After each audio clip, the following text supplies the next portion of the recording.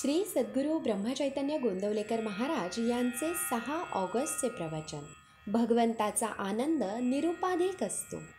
प्रत्येक मनुष्याची प्रवृत्ती भगवंताकडे जाण्याची असते, कारण त्याला आनंद हवा असतो. मनुष्याला आनंदाशिवाय जगता येत नाही. पण सध्याचा आपला आनंद हा नुसता आशेचा आनंद आहे. तो काही खरा आनंद नाही. उद्या सुख मिळेल या आशेवर आपण जगतो, पण ते सुख क्वचितच मिळते.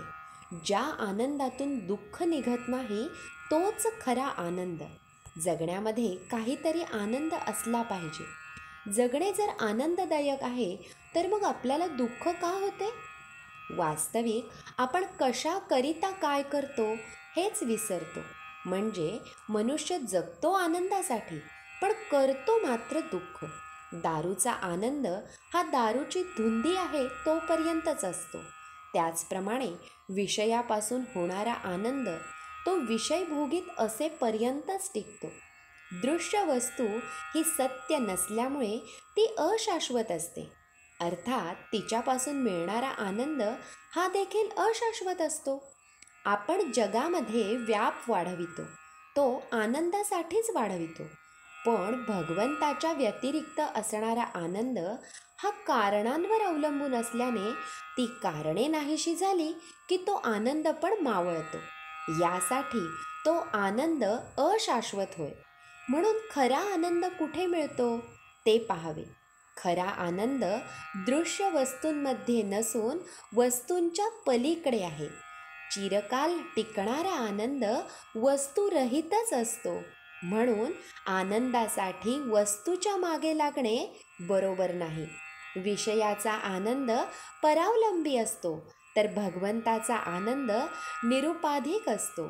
स्वानंद स्मरणाव्यतिरिक्त जे स्फुरण तोच विषय समजावा. खरी आनंदी वृत्ती हीच दसरा दिवाळीची खूण आहे. हास्य हे आनंदाचे व्यक्त स्वरूप आहे. कोणतीही वस्तू अस्तित्वात नसताना होणारा जो आनंद तेच परमात्म्याचे व्यक्त स्वरूप आहे. आनंदाला जे मारक आहे ते न करणे म्हणजे वैराग्य, आणि आनंदाला बळकटी येण्यासाठी जे करणे त्याचे नाव विवेक होय. आनंद म्हणजे आत्मचिंतनाने येणारे मानसिक समाधानच होय. जो निस्वार्थी बुद्धीने प्रेम करतो त्याला आनंद खास मिळतो. घेणारा मी जेव्हा देणारा होतो त्याच वेळेस त्याला खरा आनंद होतो. ब्रह्मानंद हा प्रत्येकाच्या हृदयात स्वयंभू आहे. वृत्ती वळवून तो चाखला पाहिजे. एकांतात स्वस्थ बसावे, रामाला आठवावे, त्याच्या पायावर मस्तक ठेवून त्याला म्हणावे, रामा, माझे मन शुद्ध कर. देहबुद्धी येऊ देऊ नको. तुझे चरण, तुझे हास्य मला सदा पाहू दे. तू माझ्या मस्तकावर वरद हस्त ठेव. रामाला प्रेमाने आळवून राम परमानंद रूप आहे असे जाणून त्याच्याशी अनन्य होऊन राहावे.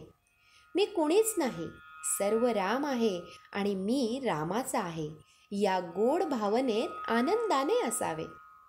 मनात प्रत्येक संकल्प उठताच त्यावर रामनामाचा शिक्का असावा. श्री सद्गुरू ब्रह्मचैतन्य गोंदवलेकर महाराज की जय. श्रीराम समर्थ.